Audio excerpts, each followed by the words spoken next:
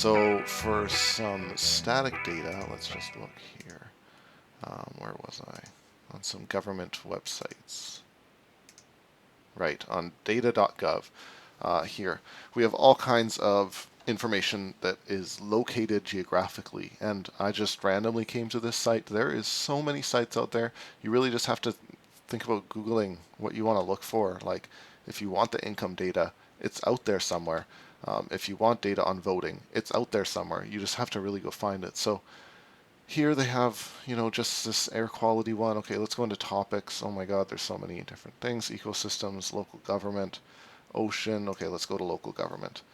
Um, and here we are, and there's all kinds of different data sets. Now, a lot of these aren't going to be automatically geographical, but you could, if you're creative, relate it to geographical things often. If this is in a place, then that means everything that's happening there is happening geographically, so you could probably, work with that. Now, in terms of the data, they have a whole section that's specifically on geography, as we saw before when we were looking for bathymetry. You can imagine they have a lot of geographic data. And again, the problem is usually just trying to find what you were looking for. So let's just look a little without looking in here to try to find income levels by area United States. And we may find, and let's look up shapefile, something like that. Cartographic boundaries, so census.gov here. So we run into, again, one of these kind of old looking sites, but it's also government, so what do you expect? And you run into all kinds of cartographic files. So there's all kinds of things, nation-based files and zip code tabulation areas, all this other stuff. This is mainly not what we're looking for. School districts, that kind of thing. Not really. Maybe they have other kinds of data. Maybe a census data mapper. That's interesting. So there's already a census data mapper that's been made, but you actually want the data that's in it. So maybe we look around a little in the reference. Map types that show boundaries and names. So maybe we go back out and we head here to this other thing that says selected demographic and economic data pre-joined with geodatabase. So they have some demographic data that's already combined with geographic information. So that's kind of cool. So, maybe you find something to do with income in here. There's some different kind of demographic stuff. I don't really want to dig too much into this because it's really an endless hole, but I just want to show you that you really have to be willing to search around. You're not going to find one source of this. Data is the hardest part of really sorting it out, but using some of these sources, like look for government sources, look for large data sets to query, make sure you're searching, put shapefile, put GeoJSON in your Google search, and it'll help a little bit. But a lot of the time you're going to be on your own and just Googling around trying to find stuff. And get in touch with me if you think you need a little help on that. That's pretty much the only way to go. But let's go back and just go back to what we were talking about. So that's static data. Static data, you're often going to have to put it together yourself. You're going to have to search around and scratch your head trying to find it online and find it in the right format and go down all kinds of rabbit holes to no avail. And yet, at the end, you may indeed find what you're looking for. But dynamic data is really fun too, and that's where we're actually using live APIs, other databases online to grab information and chart it, or regularly grab information and throw it and update our graphs and our maps and all kinds of things like that. So I've come over to Twitter here because this is one that is obviously very popular and understandable. So obviously when people tweet, they are in a location. Sometimes their location is monitored by Twitter. Like, I don't know, you have to turn on your geolocation or something like that, and it can be appended or as part of your tweet. Or also people also mention places in tweets. So there's a couple different types of geographic information that could be tied to a tweet. There could be a place mentioned and also the place where a person is. So those could both be interesting to map. It could be interesting even just to see where do people tweet the most and what's the most common topic. So that's probably a map that you've seen out there, probably seen 1,000 just like it. So if you wanted to do that, you'd have to get the information from Twitter, and then you'd have to turn it into one of these formats that we're going to have to use, like the GeoJSON or something like that, especially if you want to upload it to Mapbox. Ultimately, with dynamic data, you probably want to keep it dynamic, but you could turn this dynamic data into static data just for the sake of having a map without making it live, you know? But if you're going to do that, you have to reformat what you're doing with the tweet data.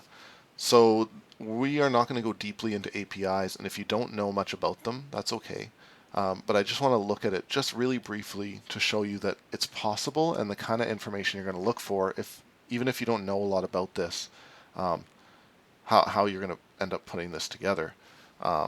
So in terms of tweets, they have a couple sections. They have this geo section, which that's great to see because obviously it's going to have to do with geography. So you can get information about a place, right? And they have a little reference here of just how you're going to do it. You know, you'd have to just use their API to get to use that. But you can see that you can get places near a location, right? So you can retrieve Twitter place information. So if you have an app and the person's walking around, you can actively give them tweets that are related to that area that they're in. Now, for tweets themselves, you can also search them, and there's all kinds of different plans for this. So I just went into the standard search, into the guides here. And here they have tweets by place. Oh, that's what we just did. I'm just seeing. Here we go. And I was just looking through here just to see if they had some kind of, they have all this kind of, you can look by what kind of ways people are talking about things, and it's complicated, all kinds of different parameters. But one of them, they do have a Geo Localization kind of thing that tries to find tweets that have a lat long within a certain geocoded area. So that means you can potentially get tweets by area that they were tweeted in, which is kind of cool too. So you can do a lot of different things with APIs, and just like with finding static data, there's going to be a lot of, single one-off ways that people do things. Twitter, they probably do things in some very standard way, but some of the smaller APIs you may use sometimes have the coordinates reversed, or they have the data isn't quite complete, or the GeoJSON is actually broken, although most of the data inside it is okay, or the shapefile is missing one of those inner files that it needs. So all of that is just a little bit of a hassle that you're going to run into and that you need to take into consideration. But I hope that just knowing some of these data sets, getting familiar with some of the different formats is going to make you more comfortable when you actually find that data to know which you can download and visualize. While I've been making this course, I got an email from Mapzen, which I used in this video to show you some good places to download data, and they are shutting down their services. So that's obviously a problem, and you're not going to be able to use what I showed you. But that being said, I thought I'd take you through their shutdown message here, which has a migration guide, which actually has fantastic tools listed. So they have some alternative vector tile stuff. Mapbox, obviously, we're going to be using, and there's some other tools here. Some more data set from terrain. There's some nice, they also have some very good geocoding tools and other tools that they list some other alternatives, which are fantastic. Nom and Atom is a very good one. There's more stuff, transit. Here's the Metro extracts. So this is what we were using. So these will no longer be updated, and they'll no longer be available. However, this hot export tool is a fantastic alternative to it. It's probably actually better in a lot of ways, and I believe you have to make a little account for it.